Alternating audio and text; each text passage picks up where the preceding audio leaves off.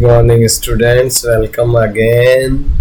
We are going to discuss about class 11th NCERT book Hornbill, chapter number 3, Discovering Touch, the saga continue, जिसका part 1 अपन ने already discuss कर लिया है।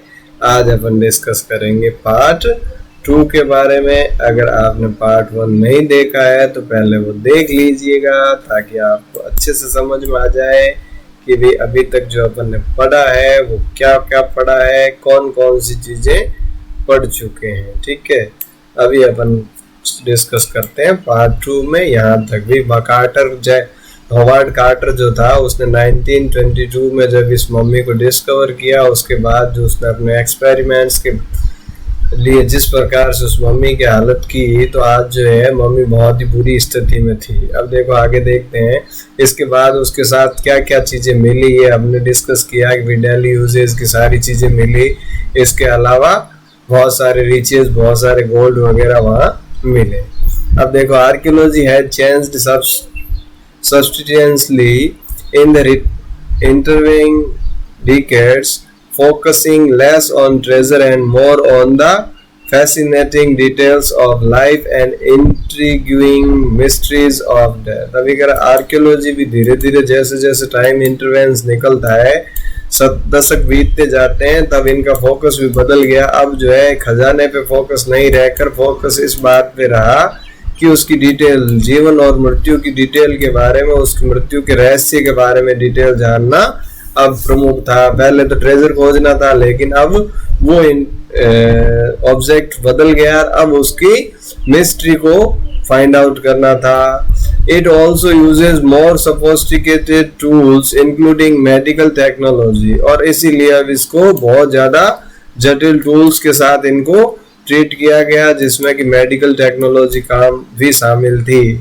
In 1968, more than 40 years after Carter's discovery, an anatomy professor X-rayed the mummy and revealed a startling fact। और अब देखो in 1968 में क्या हुआ? More than 14 years of Carter discovery, Carter के डिस्कवरी के 40 ईयर के बाद एन एनाटॉमी प्रोफेसर, एक जो एनाटॉमी प्रोफेसर थे, शरीर विज्ञान के जो प्रोफेसर थे, उन्होंने एक्सरेड द मम्मी का एक्सरे किया एंड रिवील, और ये बताया स्टार्टलिंग फैक्ट, चौंकाने वाला तथ्य बताया कि beneath the resins the cakes is chest, beneath the resins that cakes is chest, यानी कि रेजिन्स जो उसकी चेस्ट के नीचे था, छाती के ऊपर था, वहां पर His breastbone and front ribs are missing, कि भी उसकी जो breastbone थी, breastbone और उसकी जो front ribs, ये दोनों missing थी। उस एक्सरे में ये आया कि उनकी breastbone यानी कि जो छाती की हड्डी और front ribs यानी सामने साइड की जो पसलियां थी वो missing थी। Today diagnostic imaging can be done with computed tomography or CT, by which hundreds of X-rays in cross section are put together like slice of bread to create a 3-dimension virtual body। अब देखो today diagnostic imaging, आजकल की जो उपचार के लिए जो imaging use की जाती है, can be done with computed tomography, जिसको कहा जाता है कंप्यूटेड टोमोग्राफी यानी सीटी स्कैन जो अपन कहते हैं, बाय विच, जिसके द्वारा क्या होता है, देखो हंड्रेड्स ऑफ एक्स रेज यानी सैकड़ों की संख्या में एक्स रेज गुजरती है क्रॉस सेक्शन में, अलग अलग सेक्शन में, एंड पुट टुगेदर, और इनको इकट्ठा किया जाता है like slice of a bread, एक ब्रेड के टुकड़ों की तरह, to create a 3-dimension virtual body, एक 3D वर्चुअल बॉडी बनाने के काम आती है। What more would a CT scan reveal of touch than X-ray? अब X-ray के अलावा CT scan क्या रिवील करेगी, क्या टच के बारे में खोज करेगी, ये तो आगे खोज का विषय है।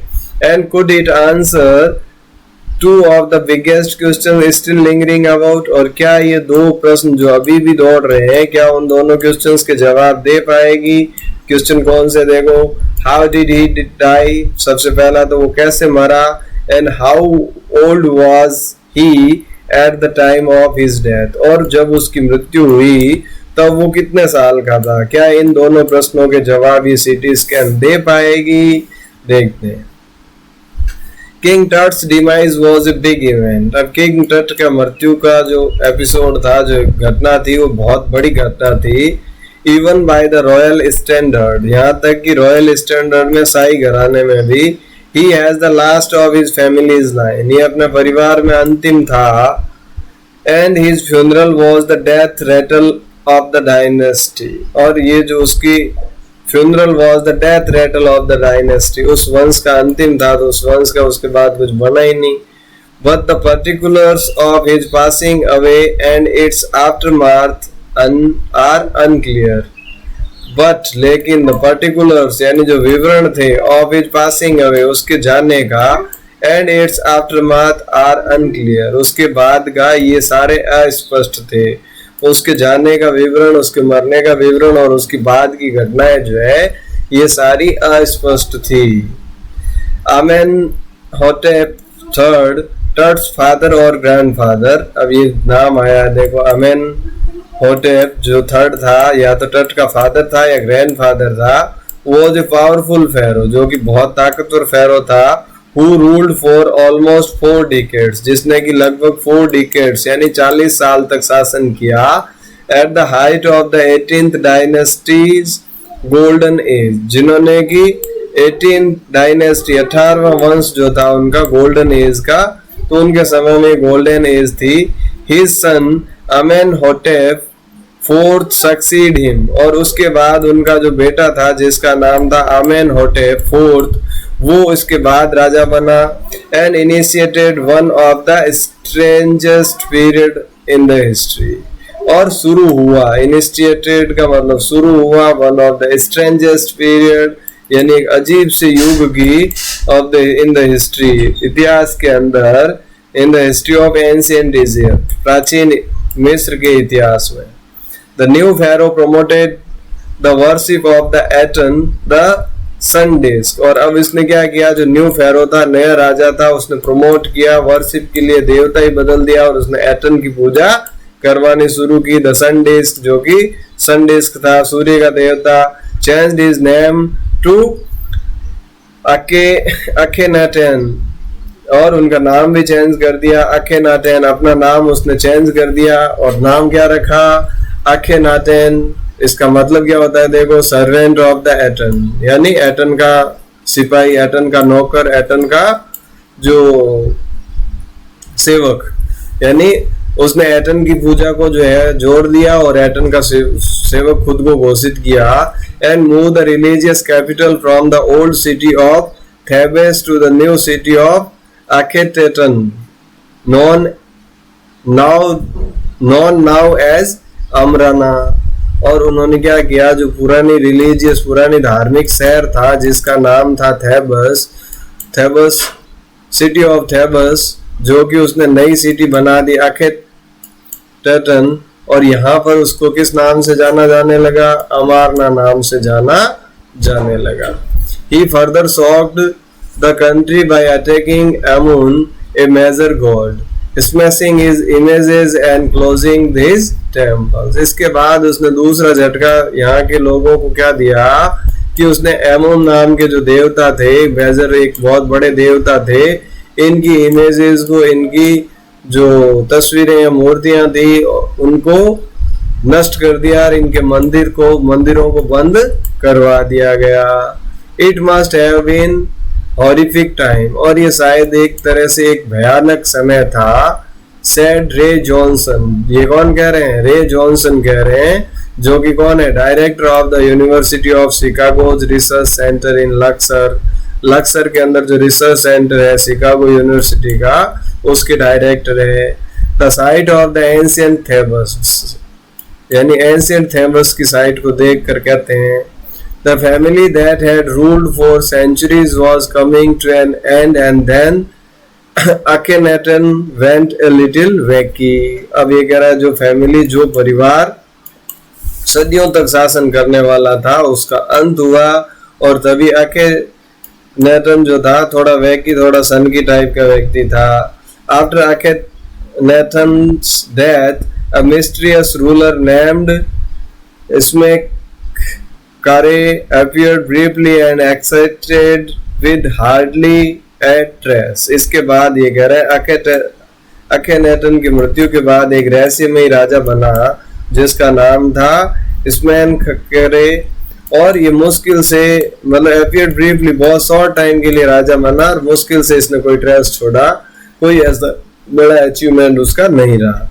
And then a very young Tutankhaten took the throne. उसके बाद एक बहुत ही नौजवान राजा बना जिसका नाम था तूतनखातेन, वो राजा बना. King Tut as his widely known today, और यही जो है जिसको आज अपन किस नाम से जानते हैं, टट के नाम से. इसी का नाम क्या था, तूतनखातेन था, जिसको अपन टट के नाम से जानते हैं. The boy king soon changed his name to Tutankhamun, और इसने भी जो है क्या किया, अपना नाम चेंज कर दिया, नाम बदल दिया, और क्या नाम रख दिया, तूतनखामुन, जो कि क्या लिविंग इमेज ऑफ एमुन. जिसने क्या कहा कि मैं एमुन का जीवित इमेज हूँ, एमन का जीवित अवतार में हूँ. And oversaw restoration of the old ways, और उसने पुराने तरीके से वापस वही पुरानी प्रथाएं जो है वापस रीस्टोर की, फिर से स्थापित की. He reigned for about 9 years and he reigned for about 9 years and then died unexpectedly. और वो 9 साल के लिए उसने राज किया, 9 साल तक शासन किया, और उसके बाद वो अनएक्सपेक्टेडली मर गया. यानी बिना आशा के, कोई बिल्कुल भी आशा नहीं थी कि इतना जल्दी वो चला जाएगा, लेकिन वो 9 साल के शासन करने के बाद उसकी मृत्यु अचानक से हो गई.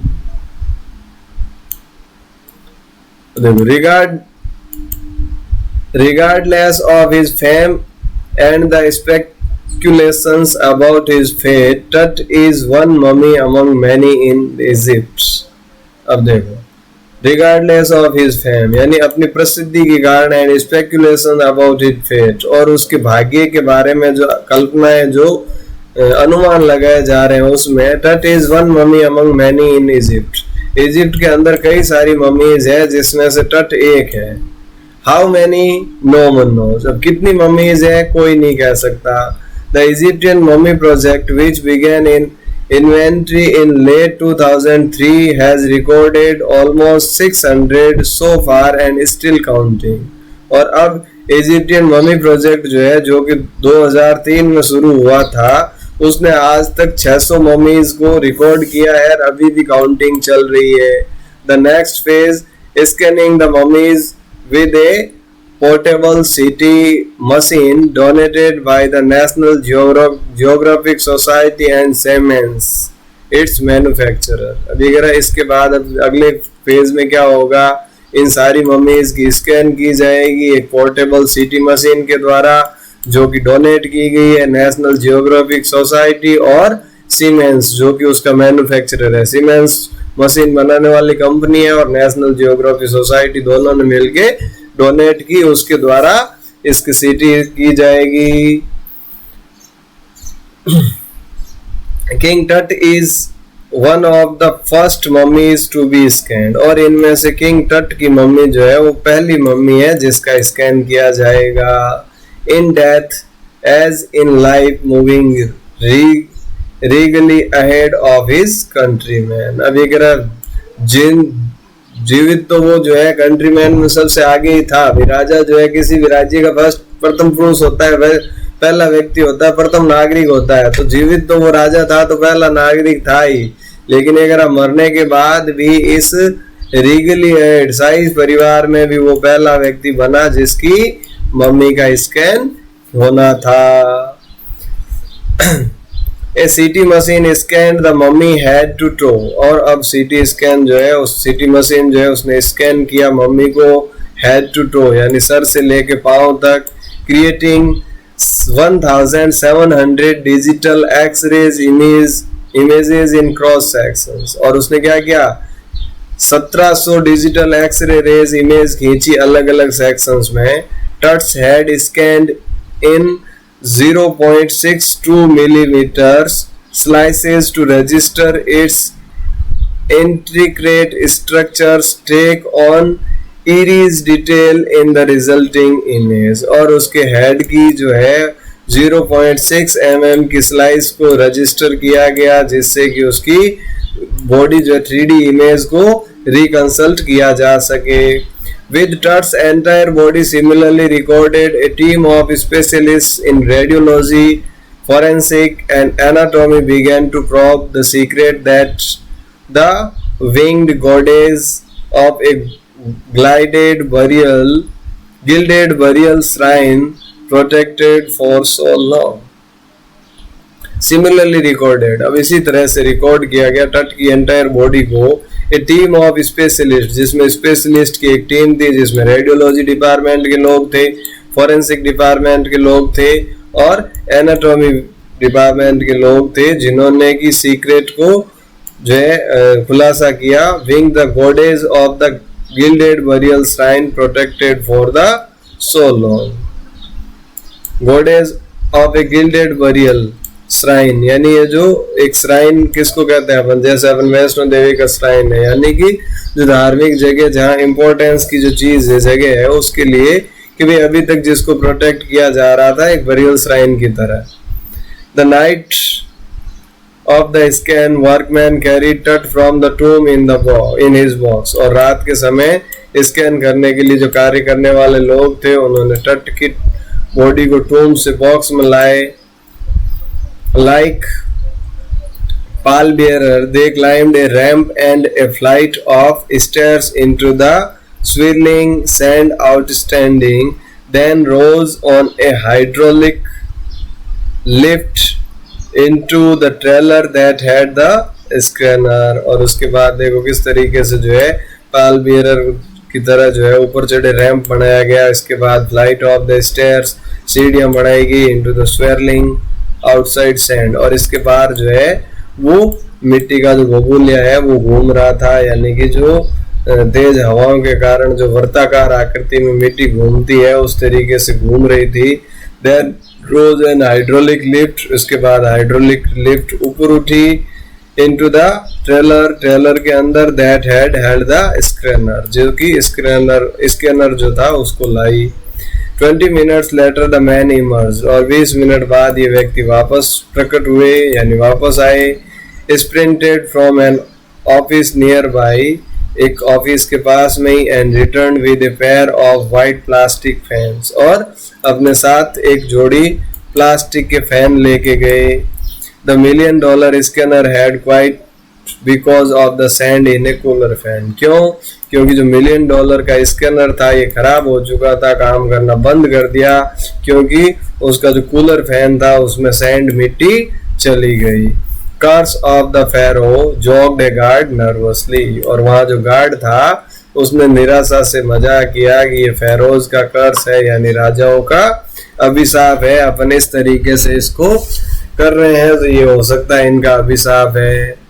Eventually the substitute's fan worked well enough to finish the procedure। अब ये कह रहा है इस प्रकार से फिर भी जो सब्स्टिट्यूट फैन था वो अच्छी तरह से काम कर रहा था कि जिससे कि ये प्रोसेस पूरा हो जाए।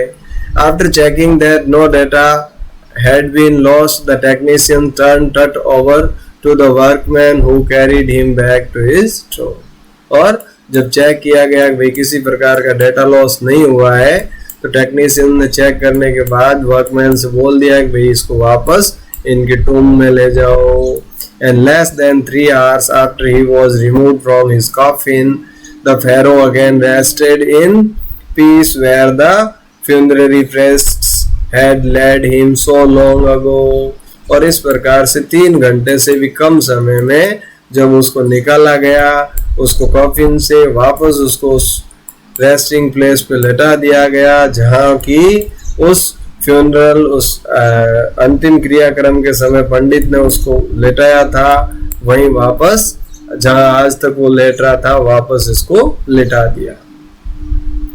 Back in a trailer a technician pulled an astonishing image of Tut on a computer screen, और उसके पीछे जो है टेक्नीशियन ने ट्रेलर में एक बहुत ही एस्टोनिशिंग यानी आश्चर्यजनक इमेज जो है वो कंप्यूटर स्क्रीन में देखी। A grey head took shape from a scattering of pixels, और उन पिक्सल्स बिखरती हुई पिक्सल से एक ग्रे कलर का हेड बनाया गया। And the technician sperm and tilted in it in every direction, और टेक्नीशियन ने उसको प्रत्येक डायरेक्शन में प्रत्येक दिशा में टिल्ट करके देखा, घुमा कर देखा।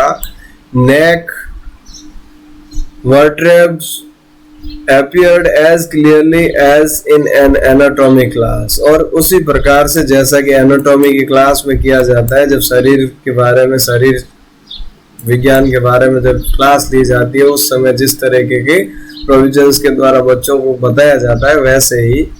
Other images revealed in hand several views of the rib cage and a transaction of the skull. इसके बाद देखो कई सारी इमेज जो थी जो हाथ की थी, कुछ रिब्स की थी, रिब केज यानी कि जो फसलियों का जो केज बना हुआ है ये, और इसके अलावा स्कल खोपड़ी की। But for now the pressure was of, लेकिन अब जो है प्रेशर उसका बहुत ऑफ था, बंद कर दिया गया। Sitting back in his chair, और अपने चेयर पे, अपनी कुर्सी पे बैठ गए। जाहिर हवास स्माइल्ड, जाहिर हवास जो थे वो मुस्कुराए। Visibly relieved that nothing had gone seriously wrong, और अब एक राहत की सांस ली कि भी कुछ भी बहुत ज्यादा गलत नहीं हुआ। I didn't sleep last night not for a second he said, और उन्होंने कहा भाई मैं पिछली रात नहीं सोया था, एक सेकंड के लिए भी नहीं सो पाया था। सो आई वॉज सो वरीड, मैं बहुत ज्यादा चिंतित था। But now I think I will go and sleep, और अब मैं सोचता हूँ मुझे जाकर सो जाना चाहिए। और इस प्रकार से क्या हुआ, by the time we left the trailer, इस प्रकार से हमने उस ट्रेलर को, उस कंटेनर मशीन को जिसमें सीटी लगा था, छोड़ा। डिस्केंडिंग मेटल स्टेयर्स, मेटल की जो स्टेयर सीढ़ियां लगी थी उससे नीचे उतरे। टू द सैंडी ग्राउंड, उस मैदान में। द विंड हैड स्टॉप्ड, अब जो हवा चल रही थी वो भी रुक गई थी। The winter air lake cold, यानी ठंडी हवा चल रही थी सर्दियों की। And still like death itself in the valley of the departed, और उस वैली के अंदर बिल्कुल शांति छा गई थी जैसा कि मृत्यु के बाद शांति होती है। Just above the entrance of Tut's tomb stood Orion, और जस्ट अभी जो है एंट्रेंस था, जो टूम था तट का, उसके एंट्रेंस के ऊपर ओरियन खड़ा था। The consultation of that ancient Egyptian knew as the soul of Orisis, the god of the afterlife, watching over the boy king। यानी कि जो ऐसी थ्योरी है प्राचीन मिस्र में कि ये ओरिसिस की जो सोल है, जो कि गॉड है, भगवान है, जो कि मृत्यु के बाद इनकी वॉच करता है, देखभाल करता है, यानी गार्ड करता है, पहरेदारी करता है इस राजा की, वो नजर आई। इस प्रकार से किंग टट की जो है वो सीटी स्कैन की गई और डेटास को कलेक्ट किया गया। और ये एक सीरीज के तहत था जिसमें 600 मम्मीज को कलेक्ट कर लिया था। इसके बाद भी काउंटिंग चालू थी, और ये पहली मम्मी थी जिसकी सीटी हुई थी। इसके बाद सबकी होगी और उनके जानने का प्रयास किया जाएगा। आई होप आपको ये समझ में आया होगा। इसी के साथ आज के सेशन को यहीं समाप्त करते हैं। Thank you. जय हिंद, जय भारत।